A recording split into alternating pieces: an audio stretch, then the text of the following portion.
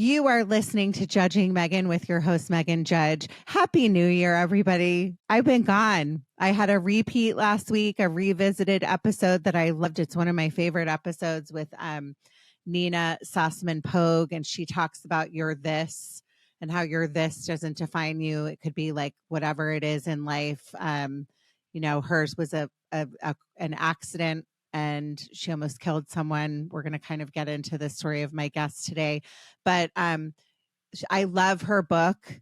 This Is Not the End. I promote it all the time. It's my go-to for when I'm really struggling or I know somebody's struggling. I give them this book and I love it. It's a quick read. You can read it in in a plane ride. I read it the first time on a plane and I was ugly crying. So that's my first note. My second note is some of my listeners, and God bless all of you. I love you that you put up with Meghan Judge and my annoying voice and my likes and all of my flaws every week. But some of the feedback is, why are there so many ads? So I do have a lot of ads right now. I'm so thankful for my sponsors that I have right now, like Recess for Dry January and Home Threads, which I'm obsessed with, BioOptimizer, all the mindful wellness. I know that I have a lot of ads right now. I want you to know your little friend Meghan has been doing this podcast since 2020, and we have to be able to make some money back so I can keep this thing going and pay my editor and pay my website and maybe have a little like pocket spending money, if you will, so I can go buy a nice blush and lipstick now that I'm getting old. Okay, so I think that's my second note, but thank you always for listening to the ads. I really promote companies that I believe in and I love. And so I'll say that. Okay. My last thing is I just got back from a trip with my family. And this was a trip that we have been planning for multiple years. And we went to Italy, and I sound like one of the most annoying, like bratty, like, oh, where are you going for Christmas? We're going to the south of France. No. And by the way, I have a friend that went to the south of France. So don't be mad at me if you're listening, and I'm not cutting on you or anything, but this was a long planned family vacation. My husband is fluent in Italian. I am not, but I do know how to say ciao and grazia. And I think that's it. Maybe I learned one other word, but we have been planning this trip forever because we wanted to have our children experience our favorite city in the world, which is Rome. Rich, rich, rich in history. I am and was obsessed. I mean, just going to Rome and seeing all the history. How in God's name are these buildings still standing? Like parts of the Colosseum and the Forum, and just, it's the most amazing place I've ever been in my life. And every time I've gone, I've just been, my jaw is on the floor. And I really took a moment to take a step back after having the stomach bug, which is a totally separate story. We all got hit with it. But just to say, wow, like I'm grateful. I'm so grateful to be in a place so magical and to be in the space that I'm in my life right now, which honestly, every year that passes, the older that I get, I just am so grateful to be here. When I was in 2020 and I started this, I didn't even want to be on the planet. So to be able to be in a place where I'm able to go on a trip with my family that I love so very much, even though I couldn't stand them by the end, it's just a really good place to be. So if you're listening to this, and you're struggling right now, I try to remind all of you when you listen, you don't know where you're going to be a year from now. You don't know where you're going to be 5 years from now. You don't know where you're going to be 5 minutes from now. Life is worth living. It's worth doing. It's worth going through the hard, even though it's so hard and you don't see a way out. And it's worth the magic of having the opportunity that I didn't think I would have a few years ago to be able to go to a place like Italy, and I didn't think I'd even be here. So that's my long-winded intro. My guest, we've all been put here for a reason, and we all deserve acceptance. Judging Meghan with Meghan Judge. I'm a trauma survivor from a really young age, and I have been diagnosed with complex PTSD in the past few years. I've been surrounded by death and abuse much of my life. I've been dragged through the mud and have been to the point of not wanting to go on anymore. Through my interviews with other survivors, I've learned that there is a way out. From recovering to surviving and thriving, we all have the strength to come out the other side. You are listening to Judging Meghan. My guest today, I'm so grateful to have her on. We already hit it off before the minute we started talking. Angela Pugh is a fellow podcaster, so I love having fellow podcasters on. Her podcast is called Addiction Unlimited. It is a very successful podcast. It's even ranked higher than mine. Whatever, UBITCH. I'm joking. And she is a life coach, and we're going to get into her story. Did I leave anything out? No, that's the important stuff. That's the important stuff. Okay. Well, welcome to the podcast. Any thoughts on what I just said? Well, a lot, actually. First, Okay. I want to say I love you taking a moment to express gratitude for everything that you said, right? Because I could so relate to so much of that because, there was a time when I was a much younger person that I didn't have any plans for my future because I didn't think I was going to be alive. Mm-hmm. Like I never thought about what I was going to do with my life or what I would be when I grew up because I didn't think I would live that long. Mm-hmm. And it really is in those moments when things are really freaking hard, because they're hard a lot and it's overwhelming a lot. I mean, life is the most challenging thing we'll do. And especially for those of you that are like spouses and parents, I mean, two of the hardest things ever. And life is challenging and it will try to beat you down, but you can always come out the other side, right? And that gratitude is so important to remember. Like just even my shitty moments, it's like I'm thankful for my shitty moments because the alternative was to drink myself to death, which is what I tried to do, Yeah. So, and that is so true, is your shitty moments are moments that you really need to go, or maybe, I don't know, because in the moment when you're in the shitty moments, you're just like, get me out. How do I escape this? But looking back on my shittiest times, and I love that we're saying shittiest, it's a good word. I I didn't know that one day I would be in the place that I am right now, or I'm sure you didn't when you were sitting here saying, I'm drinking myself to death. How do I get out of this? Just to take a step back and remind ourselves as we begin this new year, whether you're going through a loss or you have an addiction issue and you don't see a way out. Like, recently we lost, and I've brought this up before, but we lost Matthew Perry. And this morning I woke up to like a news article about his addiction and how he was abusive and how he was secretly still using. And what it did was just piss me off. Like, let the man rest. Okay. He was obviously very, very sick.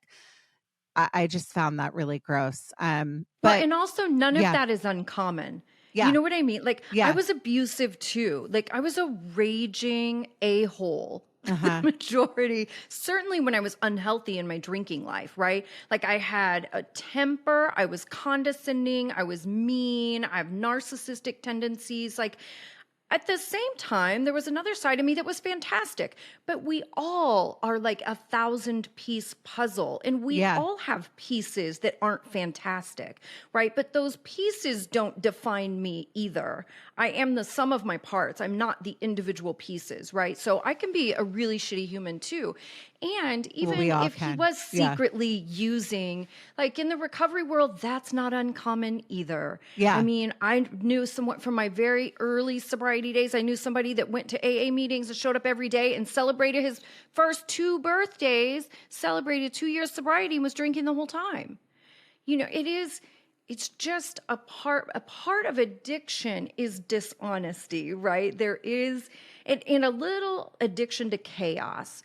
We do, that's why things, they say people with addiction oftentimes are addicted to drama and drama queens, because for us, things have to be a little bit bigger. They have to be a little bit more dramatic for us to feel it the way a regular person would feel regular things. Yeah. So there is some truth to that, right? There's a little bit of adrenaline. There's a little bit of chaos addiction. There's a little bit of mischievous, like I'm getting away with something. We love all of that stuff. It just manifests differently. It's also like, this is a disease. So it does make sense that, if you're so desperate to want to walk in the shoes of being like, I'm healthy, or pretend, like, who are we to, that's our problem in a nutshell, which I analyze every night when I'm up at like 2 a.m, is we're so judgmental of each other. Like, lay off. 100%. We're all just trying to freaking make it through and get to the other side, which is hopefully heaven, in my opinion. Okay. What I think is interesting is that people, like, I do think it is, at a certain level, it is human nature to be judgmental. And like my sponsor always taught me, he's like, Angela, we will always watch each other. We will always analyze how each other does things. And we will make judgments, so to speak, on, oh, I wouldn't handle it that way. Or, oh, wow, that was really cool. I'm going to try that next time. When it becomes judgment is when you think you are superior for the way you do it, and the other person is inferior because they don't do it like you. And the really fascinating part of that is, at what point did we get to a place that we feel it's necessary that we have to voice our disagreements or the judgments, right? Like, why do you think you need to tell people how negatively you feel about how they're doing something, or whether Matthew Perry was abusive or secretly drinking? Like, who the F cares about your opinion, right? Like, when did we get to a place that we think our opinions are so important that we have to shove them down everyone's throat? Like, I'm barely even interested in my own opinion, more or less anybody else's about this stuff. It's called the World Wide Web. So let's just start. We'll say that that's when it all started. But I mean, in the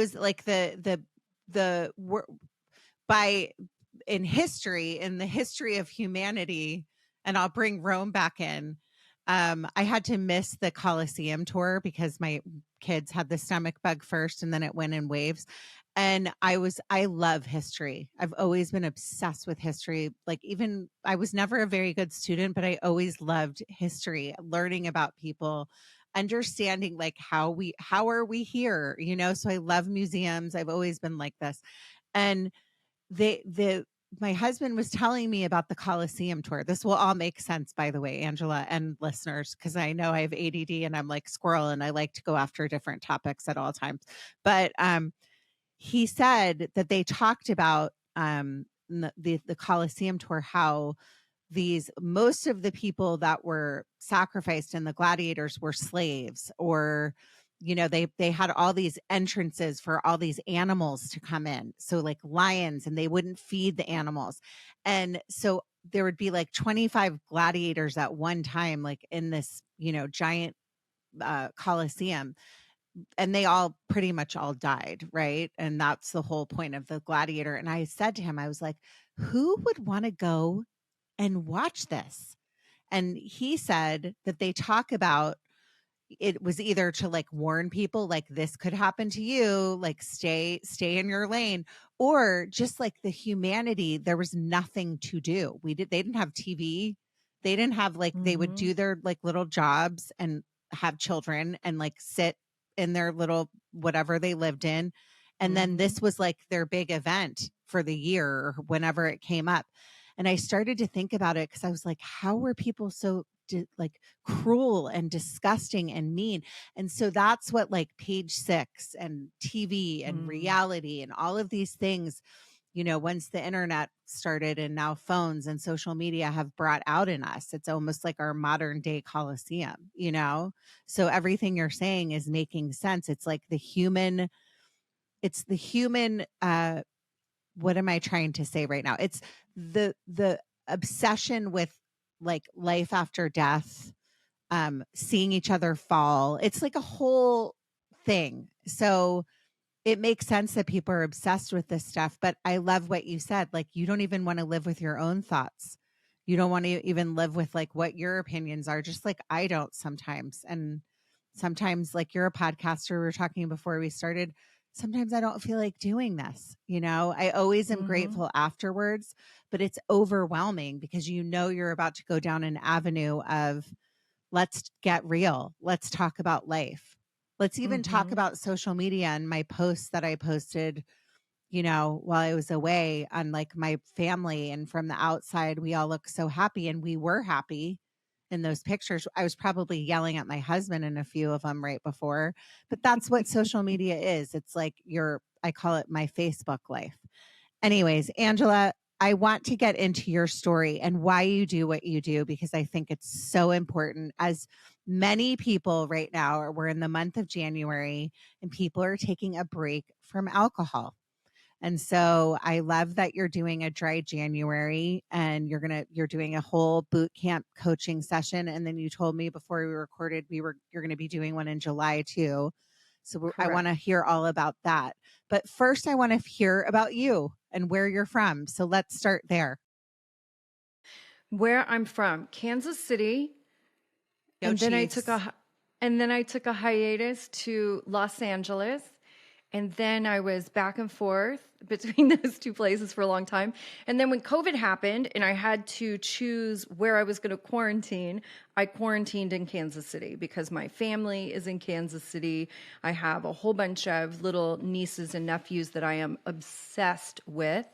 And yeah, so I just wanted to be close to my people. So I am full time Kansas City. Okay. Can I ask you, are you a Chiefs fan?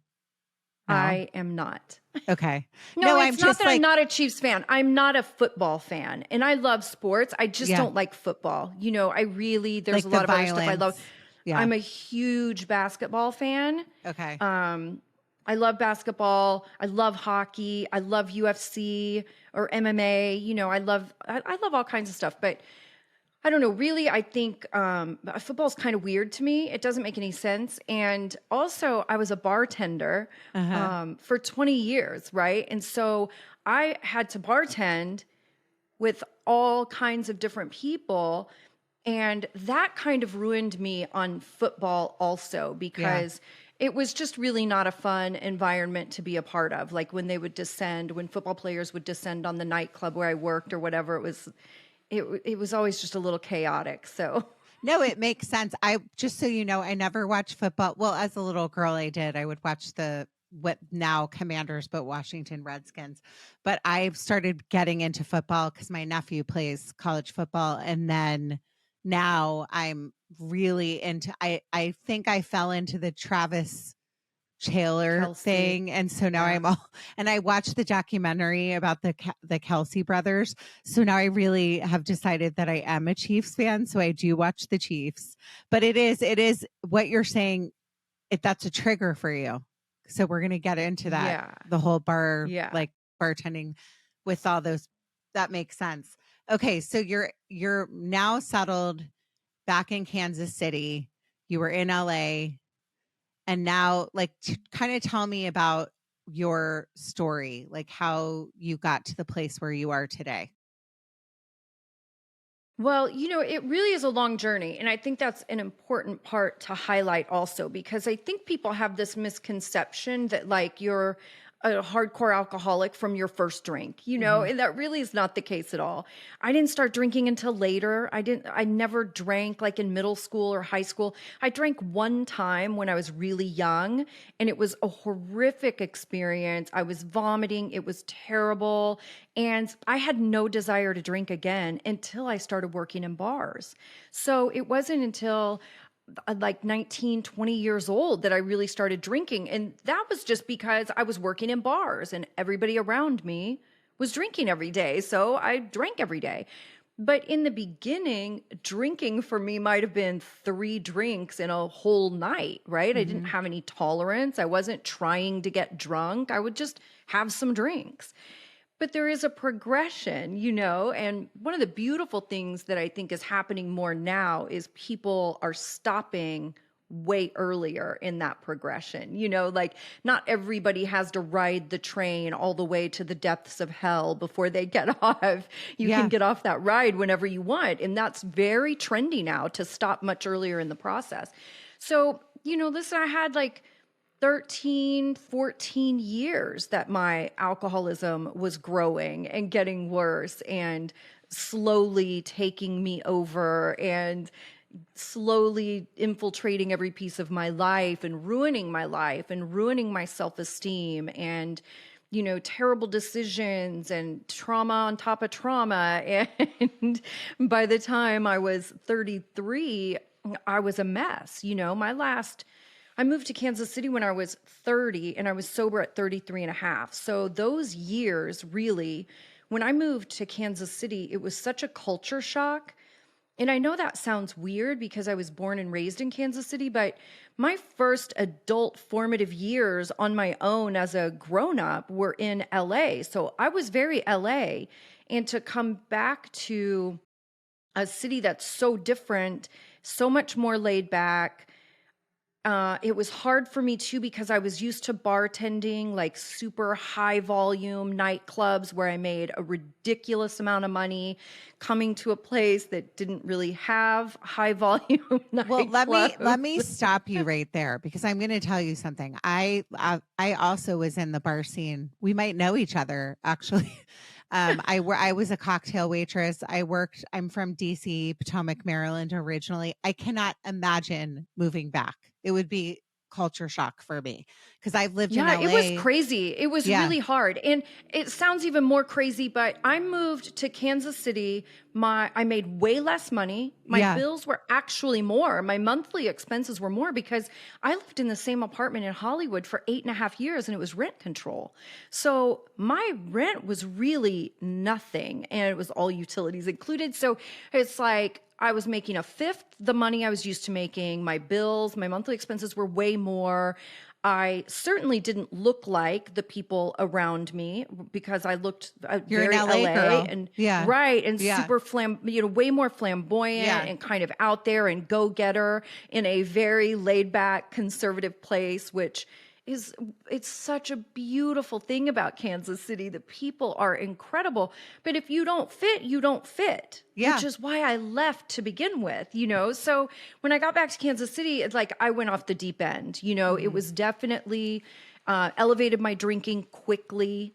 And then another piece of that puzzle was I started dating somebody who really was probably the worst boyfriend I ever had and was really emotionally abusive and unkind and a liar and a cheater and all those things. And it just slowly destroyed me as a human being. And like every time I would accept some drama or lie from him, it would further destroy me because I was so disappointed in myself. And I was so disgusted at myself that I was accepting this behavior from another person. And I was grossed out by myself. Like I hated myself. You didn't like being in your own skin.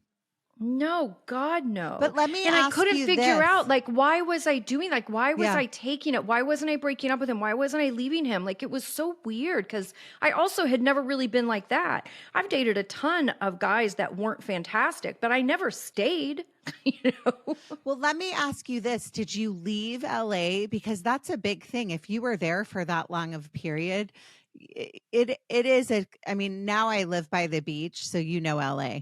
But I was in like West Hollywood until I was like 32 maybe. And then we moved to the beach and had a family. And so it's very different, but it is definitely a place, especially if you work in like the bar restaurant scene where that's just normal. You start drinking during the day and then you drink at night. And then my husband was a bartender for a really long time because he was an actor and, he was drinking all the time, all the time. That's like how you get through a shift.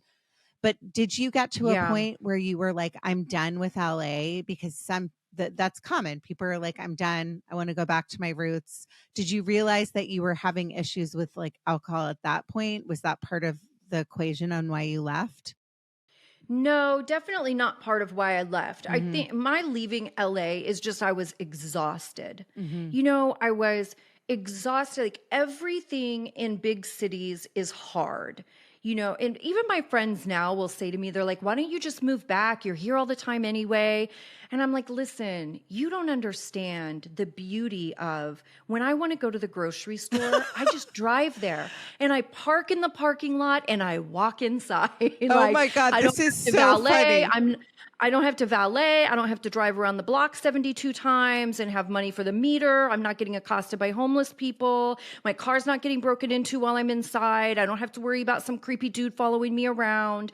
Like it was all of those things. Like LA is exhausting. It is Well, if just you're a in the constant city, looking if you're over. in the Yes, in city, yeah. Hollywood, So, for so sure. I've told this story probably before. I moved to the beach because I remember circling the Grove Whole Foods, off It's Fairfax. absurd. Yes, I yes. had a brand new baby and I had to circle the parking lot. I circled the parking lot for like 45 minutes and I started crying. I called my husband. I'm like, we need to move to the beach. I can't do this anymore. So it Yeah. makes so much sense that you take for granted. Like you're like, oh my God, I can get out of my car and park. Yeah, and I get to Yeah. park in these gigantic parking spots because I Yeah. live in suburbia. Yeah. Like it is Yeah. beautiful. Yeah. There's just an ease of living, especially as an older person. I mean, I'm in my 50s now. Mm-hmm. It was one thing to be in Hollywood P.S. in my You 20s. look 30 years old. Just Oh, thank FYI. you. Go to YouTube, everyone. She looks stunning and young.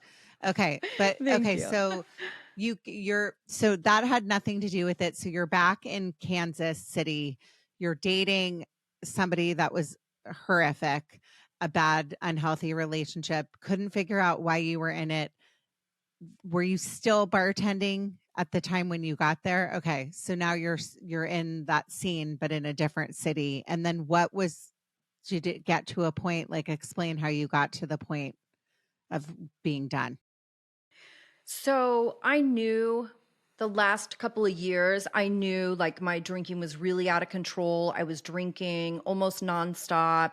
It used to be like obviously my schedule was backwards from the regular world because I was a Mhm, bartender, right? So the mhm. majority of my life, I didn't go to work until 11 p.m., getting home from work at 3, 4 in the morning, 5 in the morning sometimes.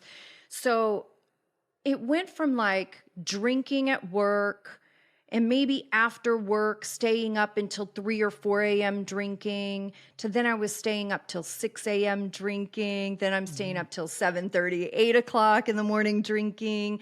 Like it was just getting crazy. And then I would pass out and get up, usually probably around 2 or something, couldn't eat, couldn't do anything for at least a couple of hours. It was just laying around until it was time to start drinking again, whether I went to work or went out. So it had gotten really ugly and I was so broken by that point. And like I said, just disgusted with myself. I hated myself. And I really thought every day, because I weighed 97 pounds then too. And I really thought I'm this little tiny human and I consumed so much alcohol on a daily basis. I just thought I would go to sleep one night and never wake up. Like that Mhm. is what I thought every single night I closed my eyes. I was like, maybe this is it. And every day that I woke up and realized I was alive, like I was pissed because Okay. it felt torturous. It's like, oh my God, I have to do this again. And you're just so trapped. I was so trapped in it. So I knew I had to stop. I just didn't know how to do that or how to make it happen.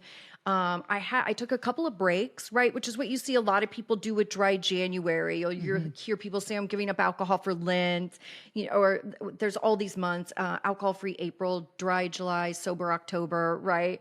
And people will take these little breaks. And I did the same thing. I took a 30-day break, just take a step back.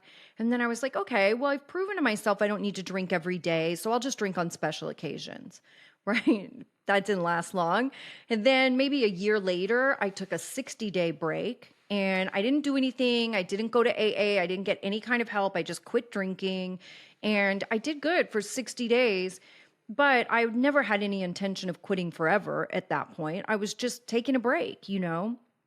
But I did know that time when I took my first drink, I knew it was basically jumping off a cliff, right? I knew it was going to take me right back to the insanity of how I drank.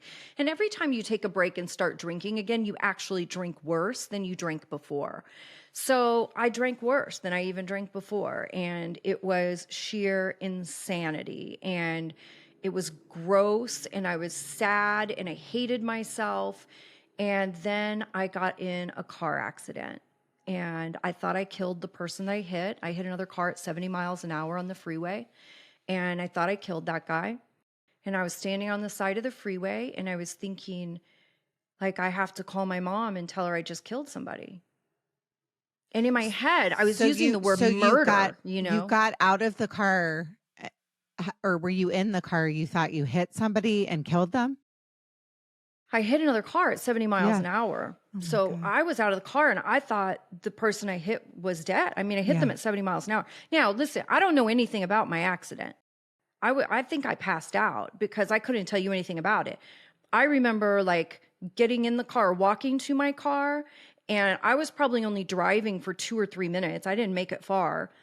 But the next thing I remember is coming to, and I was like slouched over in my car and there was blood everywhere. And I raised my head and like my hood was crunched. And I was like, well, that's weird. Like I didn't know where I was. I didn't know what had happened. So I can't tell you a lot of details about it. Like I don't remember getting out of my car. I don't know if an officer got me out of my car. I have no idea. But I remember bits and pieces, and I remember standing on the side of the freeway. And of course, I'm all dressed up because it had been a night out. I'm in a skirt and heels, pouring blood out of my face, and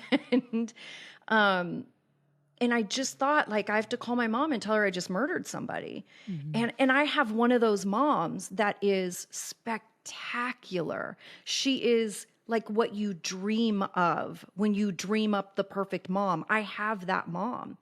And I was like, holy shit, man, I'm going to ruin her entire life in one sentence. In a matter of seconds, like she's going to be destroyed. And come to find out, the guy I hit was fine. I was the only one injured, actually, and I was pretty injured. So I ended up having to be rushed to the emergency room. It was a whole ridiculous, crazy situation. But in that moment, you know, the other thing that I was thinking about standing on the side of the freeway is I was so shocked at the prospect of hurting somebody else.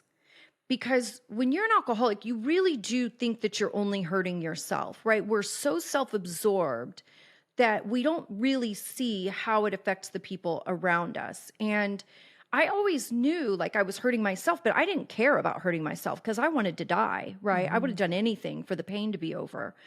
But it never crossed my mind that I could hurt somebody else. And that was really the thing. And I know that sounds crazy, driving drunk too, but I had never crashed before. So even crashing drunk was not on my radar. That had never happened before, you know? I mean, not to talk over you, but I have done an episode with Martin Lockett, who is now one of my friends. And he spent 17 and a half years in prison because he was drunk driving and killed someone on New Year's Eve. He's a great guy. Great guy, served his time. Now he's a speaker and a podcaster as well. And he, same kind of thing. Like I don't think like anybody goes into it to get behind a wheel and drive a car to ever hurt somebody else. Again, this is an illness. You're sick.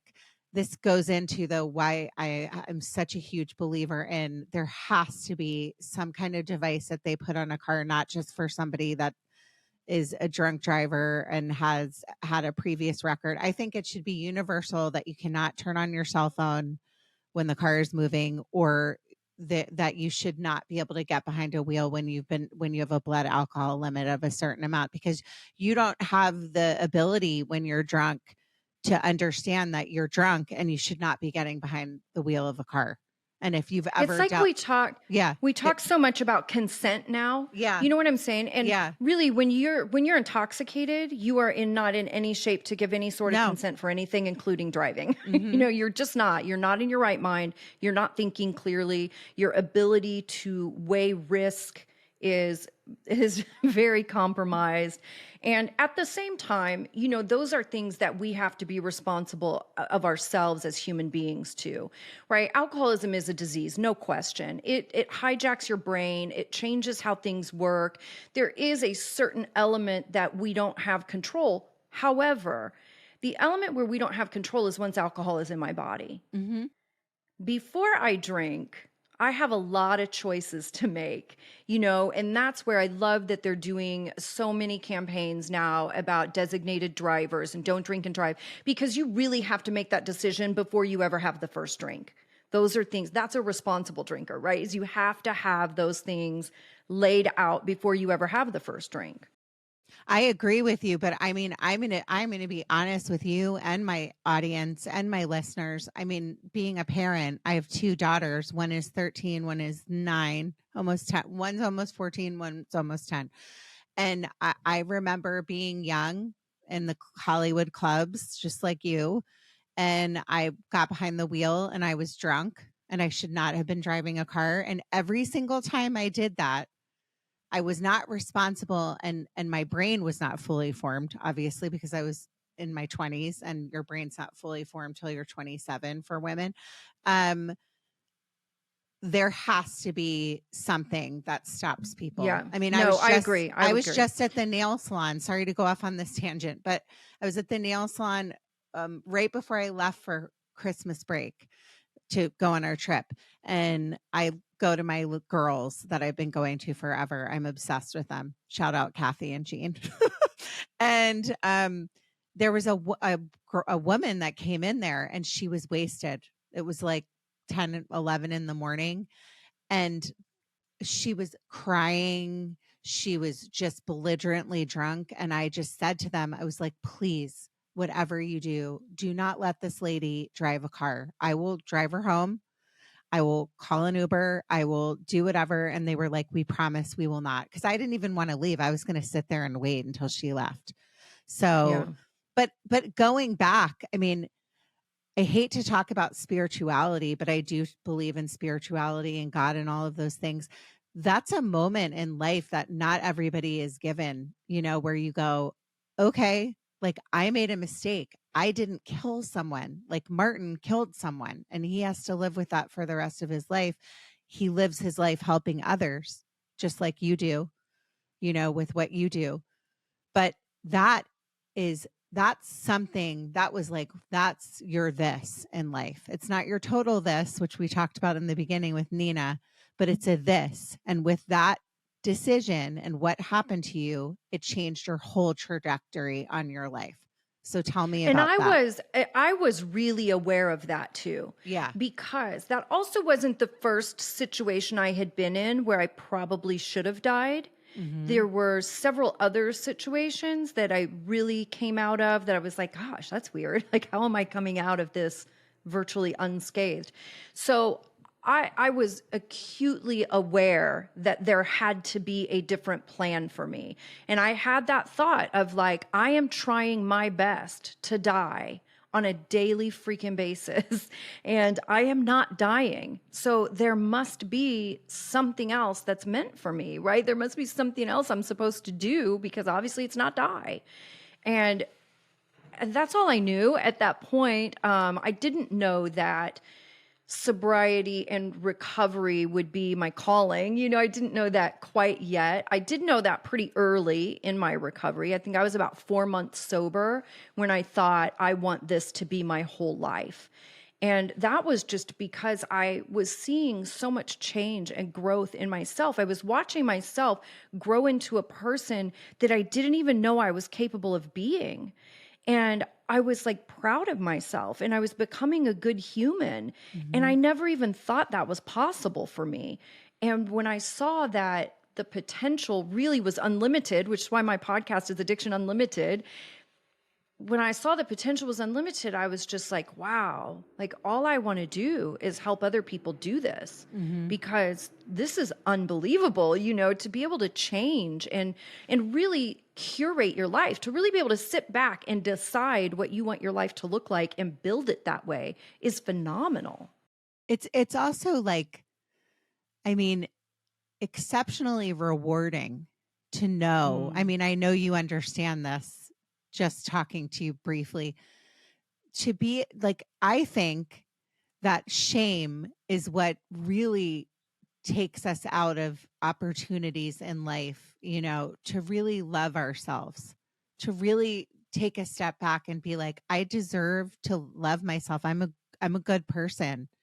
And shame is hidden behind the drinking. And like we talked about, alcohol is a progressive disease. So like, if you picked up that first 3 drinks in the bar when you first started bartending, and then little by little that alcohol just builds, it's like a building in your system. And then instead That's of right. you're just used to like, oh, I'm gonna have 10 drinks because that's where my tolerance is right now. So to some people, 10 drinks, that's their daily alcohol intake or more. Some people too, you would be like wasted, but you get used to it. But Yeah. it's where you are now, and what you're doing now is one of the, and I think is the most powerful and greatest gift that we're given as human beings, to be able to take yourself out of something and help other people. And I Yeah. say this all the time, it's like a selfish thing to me, because um when I know that I have a listener that reaches out to me and says, like, you helped me, I lost somebody and like I'm grieving or whatever it is, just like for you to have a listener reach out to you and say, I was struggling and then I listened to your podcast, or I did something that you talked about. It is the greatest gift as human beings that we have, is to help each other and talk to each other and communicate. So I love everything about what you do.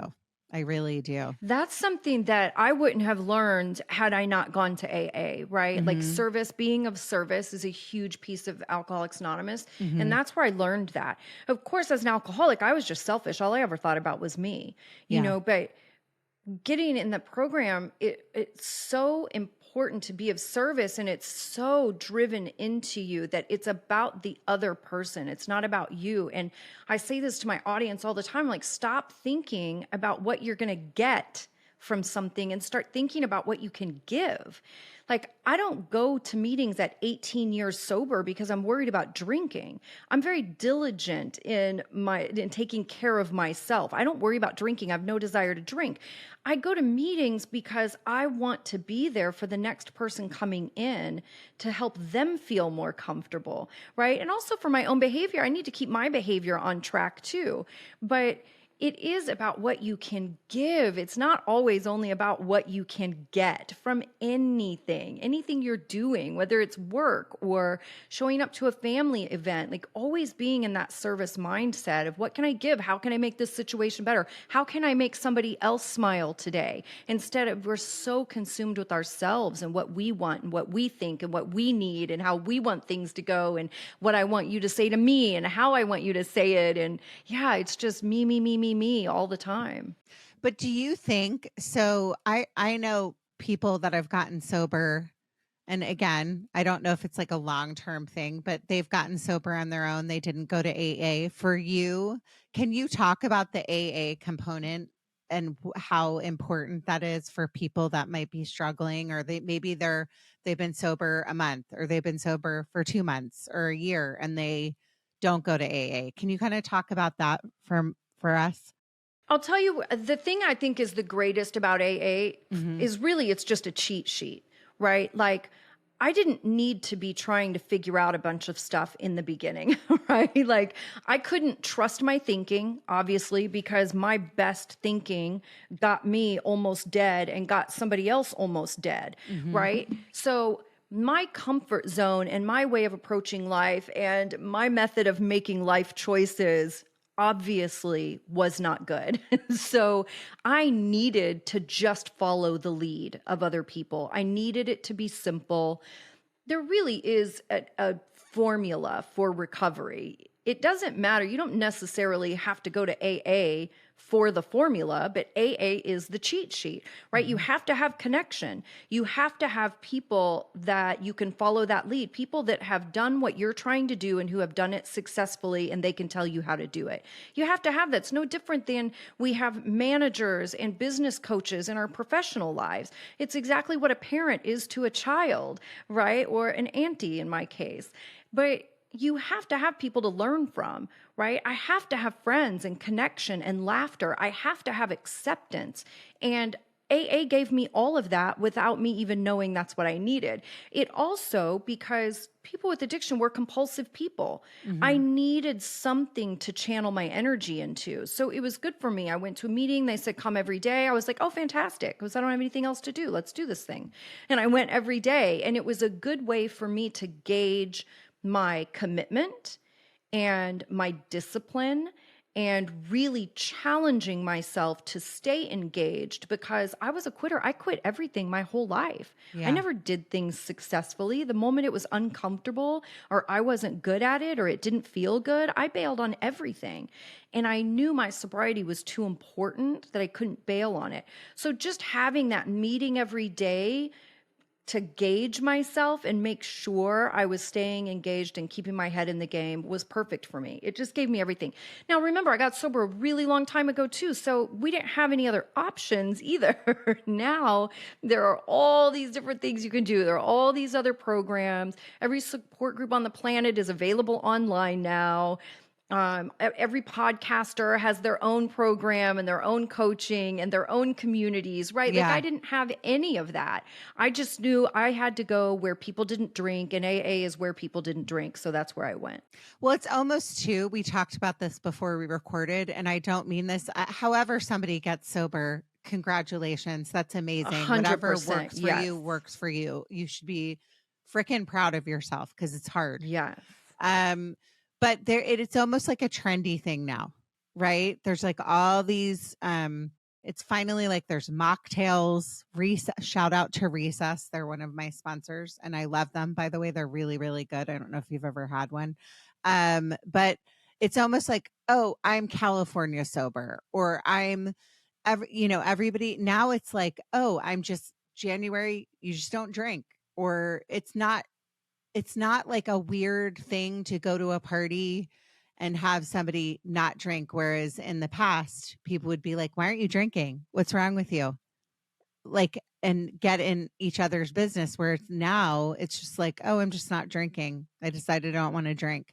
Tell me about that.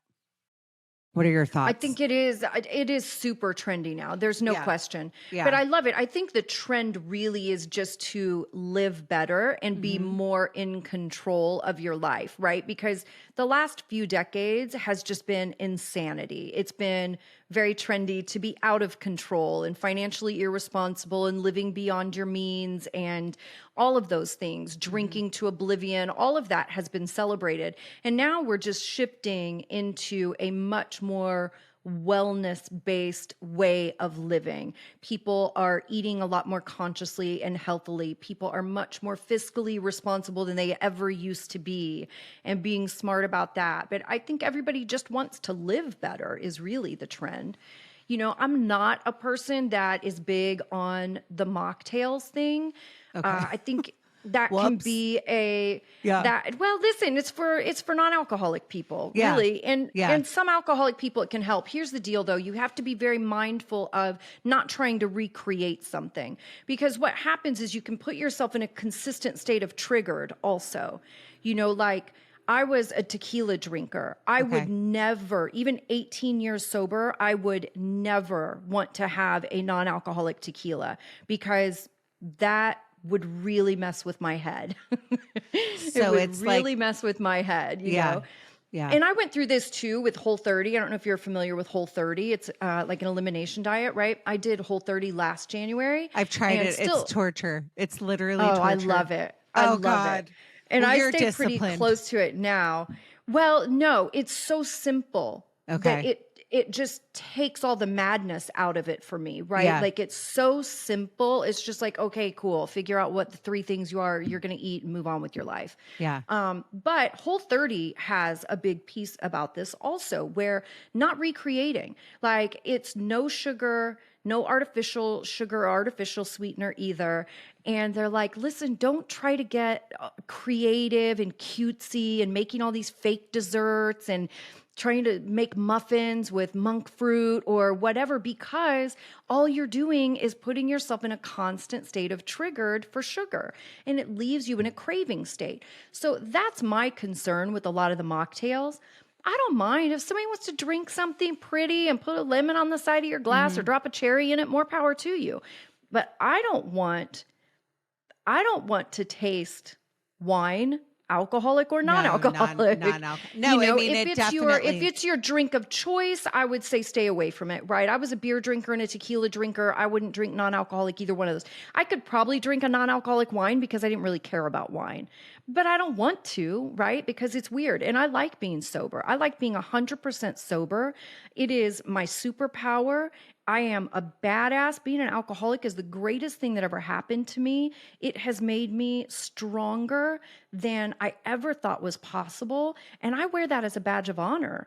I don't even want a fake drink because I just don't want to. I think whatever work, I mean, this is me just saying it got me through my, I took like a 90-day drinking break and I was able to lean on that. And I hope that, if somebody has the decision of just like not drinking or they're going to go with the mocktail route, that I get what you're saying. I think whatever works to get somebody to stop drinking is the end goal. Yeah.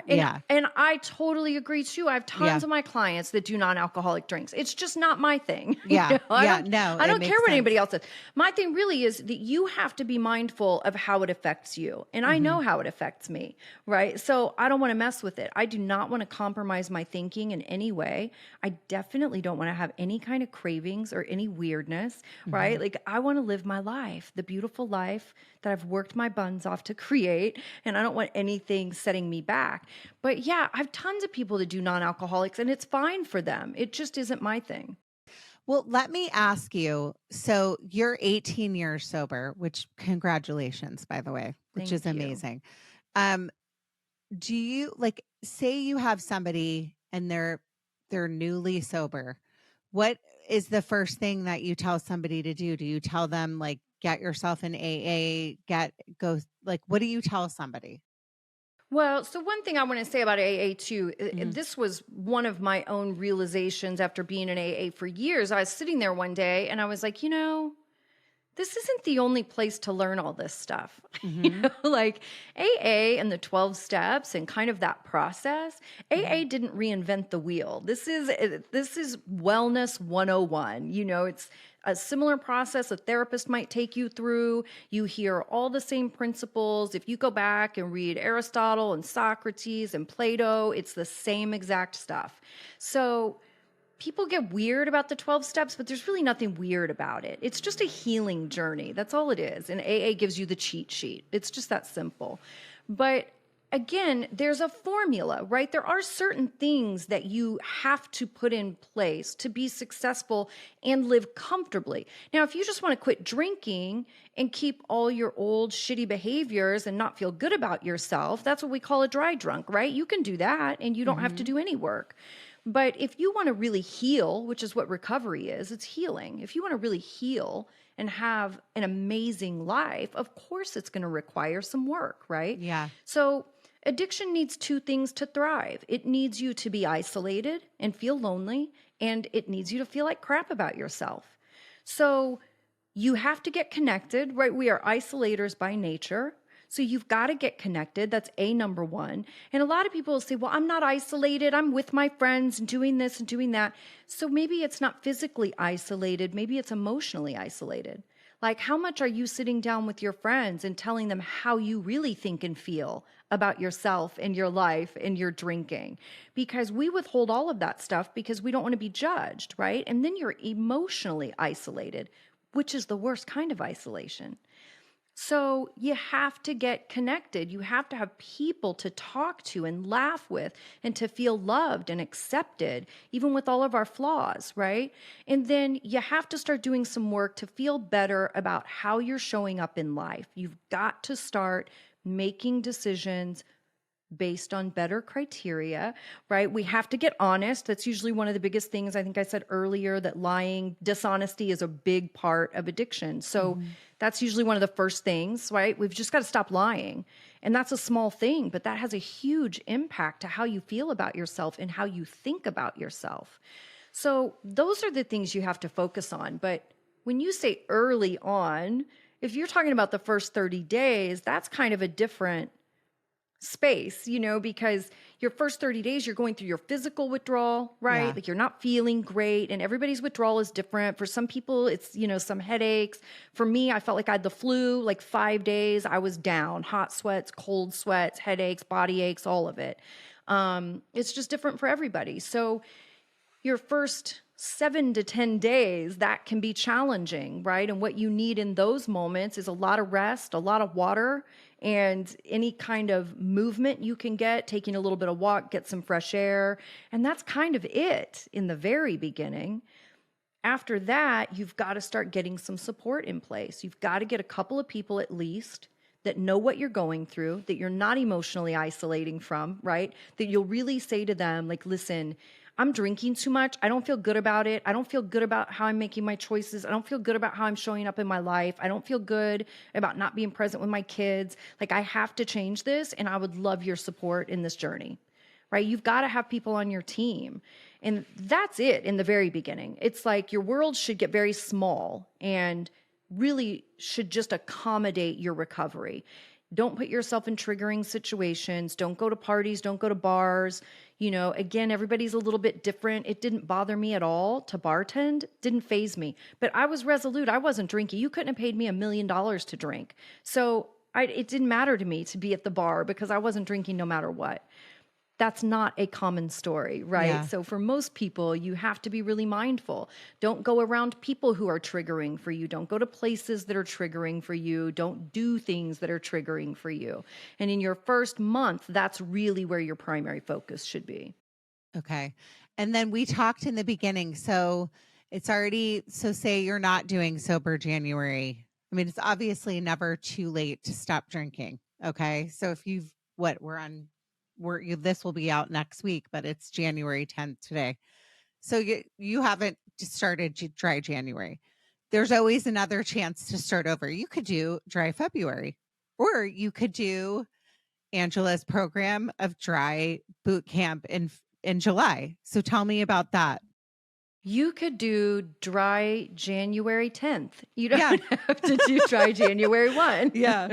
No, it's never too late to jump in and start getting engaged and just start learning. And that's one of the beautiful things too, is there are so many resources now. There are so many ways to learn what to do and how to do it and why you feel the way you feel and why do you have these issues. And there's so much at your fingertips now that, yeah, you can start whenever you want to start. And there's apps. Like I remember when I did it Tons of last time, apps. the Reframe app, it tells you every day. I think that's the one I did. There was one that I did and it was so interesting because it tells you like you're building like your brain cells back up. On this day you're doing it's almost like when I was pregnant, I was obsessed with like where my baby was at every stage. It's kind of like that for people Yeah. that stop drinking. So there are so many opportunities. I love what you said too about a lot of times people have addiction issues because they're hiding from, this is just my opinion. You might agree. They're hiding from something, whether it be abuse, trauma, loss. It's putting a Band-Aid on things, right? That we don't really want to deal with. We don't want to have to think about what happened to us in our childhood or what happened to us. So I love what you say about reaching out to somebody. There's always somebody out there. And I say this to my listeners too, that might be struggling with, suicidal ideations or anything along those lines, that there's always someone. There's always someone.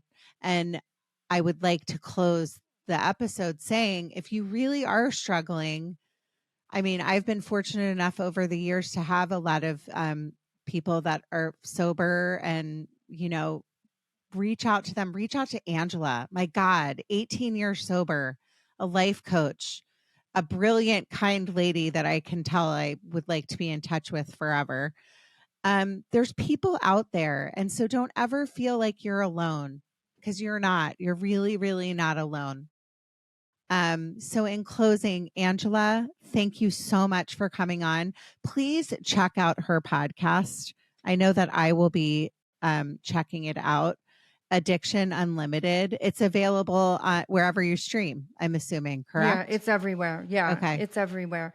And it's a lot of life skills, Yeah. because recovery and healing it's really about growing up and learning coping skills and life skills. So, and that's where the life coach piece for me comes in, right? It's like I became a life coach first really early in my sobriety, and it has just been the most valuable education that, of course, I continue educating myself and learning more because it's changing so rapidly. But yeah, it's incredible. Just reach out somewhere, get help. There are tons of Facebook groups, tons of Instagram pages, tons of TikTok people that can help you figure out your sobriety journey, but just don't be afraid to start. It's not nearly as terrifying as you think. Like, we're out here being sober people living beautiful lives. If it was really that bad, we wouldn't be doing it. Exactly. Well, thank you so much for coming on. I adored meeting you. And everyone, I hope that you reach out to Angela. She's a great resource. And I just want to tell you all how much I appreciate you. Like I talked about being grateful in the beginning of the podcast. I truly, truly am grateful to be in the place that I am today. Doesn't mean I don't have my bad days. We all have our bad days. But it's every day, I say all the time, it's like a test that we're here. We're here for such a short amount of time. I mean, I can't even believe how quickly a decade flew by. And that's part of life. It goes, what is it? The term, the days are long, but the years are short. Something like that about being a parent, but it's also true in life. So appreciate your life. Be grateful. I'm so grateful to all of you. I'm grateful to Angela. And in closing, be happy by making other people happy. Thanks, Angela. Thank you. Judging Meghan with Meghan Judge.